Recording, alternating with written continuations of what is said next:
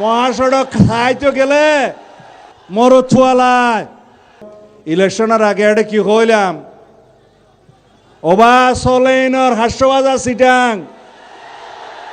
মহাসড়ক খাইতে গেলে মরদ চুয়ালায় এড়ামলায় সরকার লাই এবং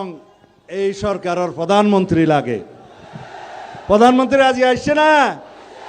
আজ জুফরাইরে হব মহাসড়ক সহ না সলেন সহ না দিব আল্লাহ দিলে এখন বইয় তারপরে এদেশের লবণ চাষি অকল মরে গিয়ে লবণের দাম নাই আমি মাননীয় প্রধানমন্ত্রীর অনুরোধ করছিলাম তাই বেকুনলের মিটিং করছে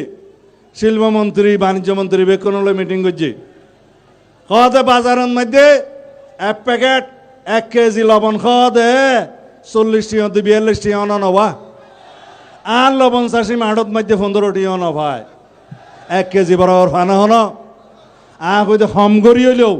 অনতুন এই দেশের লবণ চাষি হলরে এবে সর্বনিম্ন 15 টাকা 1 কেজি হতে দিয়া পড়িব বেশি দিলে দিব